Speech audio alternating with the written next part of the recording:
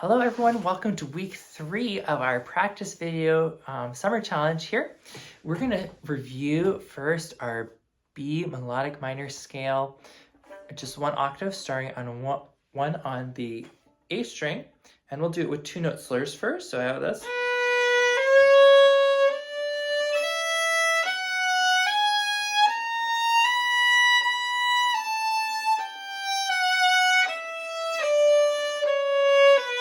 And we'll do 4 note slurs.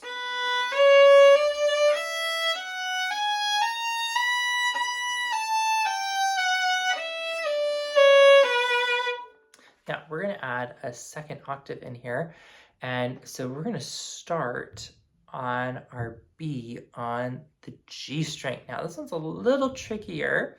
So as I play, I'm going to start with regular 2, and then I have high 3, open D, regular 1, F sharp, so high 2, now I have G sharp, so high 3, and then I have A sharp. So I have 2 ways I can play A sharp. In this case, I'm going to play A sharp with a high 4 and regular 1.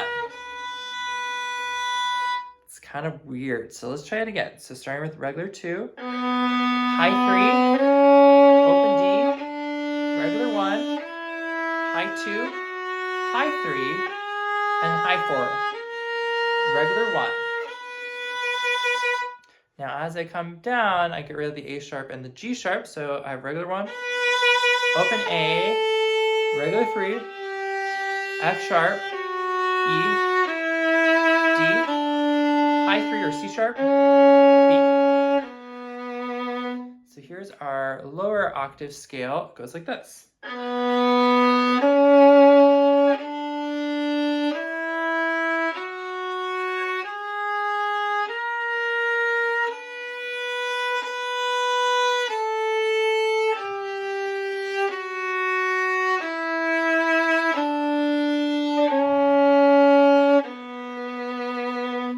There is our lower octave for our B melodic minor scale. So right now, let's just practice them separately. I really want you to get used to that high 3 on the G string, which shouldn't be too new for many of us, but then also the high 3 and high 4. The high 4 is like our high 4 in Gavotte. And so just getting used to that extended 4 there, making sure it's beautifully in tune, both going up and then coming down as we change to A and G natural. Now let's go over to our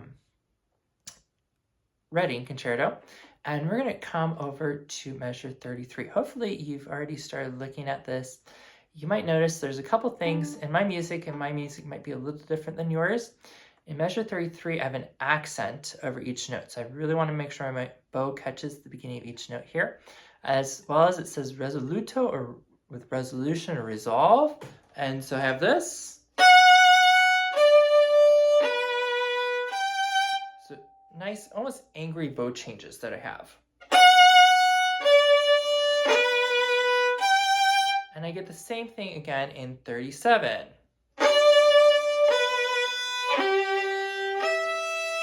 So again, kind of angry bow changes here as I'm making these notes with the accents here.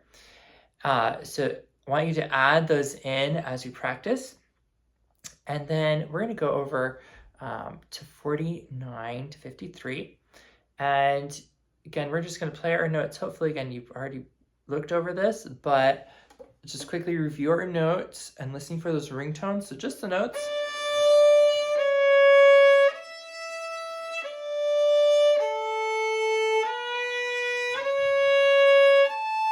Retract for low 2.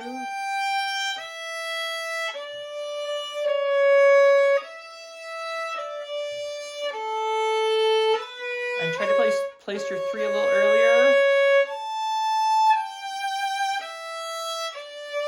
So let me just quickly show you briefly here. This is measure 50 and then 52. The same thing happens.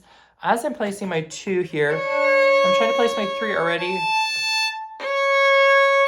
It's a little hard to see though. Yeah, a little angle, different angle. So I have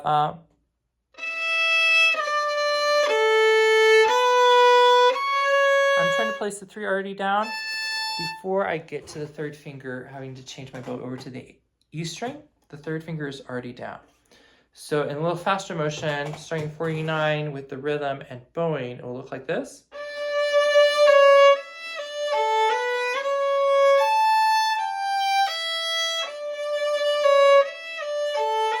2 and 3 almost go down together.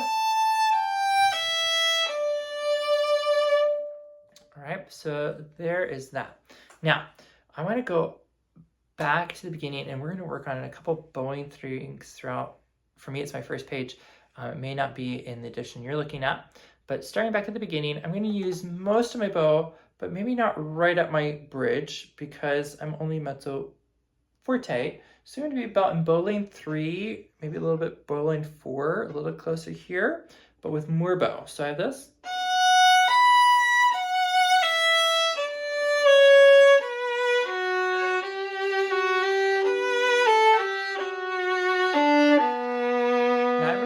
Coming up, and with this crescendo I'm going to allow my bow to start moving closer and closer to my bridge. Now decrescendo, so I start to move away from the bridge, and even less bow.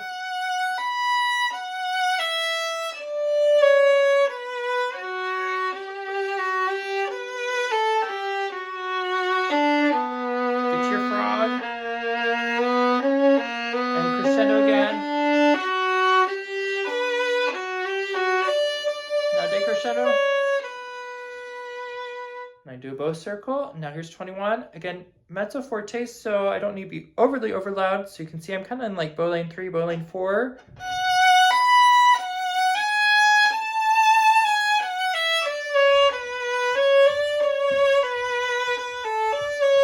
But I have a crescendo, so I'm going to move that bow closer to my bridge now.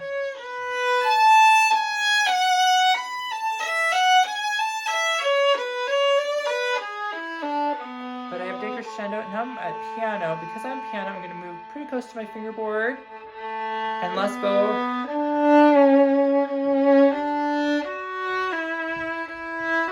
Now more bow. More bow. Angry bow changes.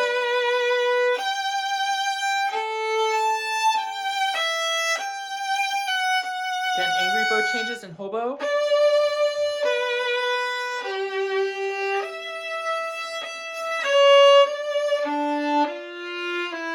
Crescendo, so I allow my bow to drift a little bit.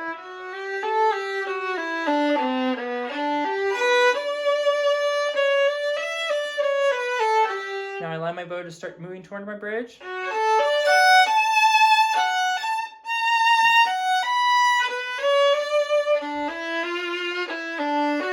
Now right there, in order to get the accents, I'm going to use more bow speed.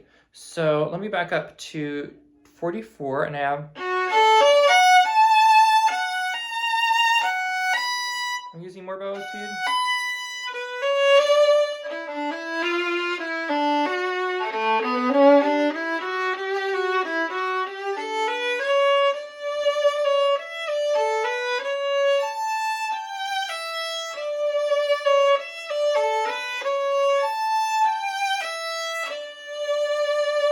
So as you practice this section here, we really want to use that whole bow as much as possible, really getting it to that frog and the tip. But I also want to be mindful of my contact point. So contact point is where my bow is in relationship to my bridge and my fingerboard. And as I'm playing with like mezzo forte, maybe I want to be not so close to the bridge because I'm using all my bow. But as I get to my forte or my crescendos, I want to start pulling the bow closer to my bridge. And as I do my decrescendos, I want to allow the bow to go drift farther from the bridge. And then when I get to the piano section, I'm going to use less bow. And allow it to be fairly light at that point. And then for these accents, especially when they happen after the first note, it's easy when it happens right in the first note, but when it happens after the first note, I'm going to allow my bow speed all of a sudden to speed up for a second to give me that accent. I feel like I lean into that note for my accents. So have fun working on that and continue to work on, hopefully you can learn the rest of the next page all the way to the end of this movement. by next week, and we'll talk about just a couple things with that at our next video. So have a wonderful week. Happy practicing, and see you later. Bye.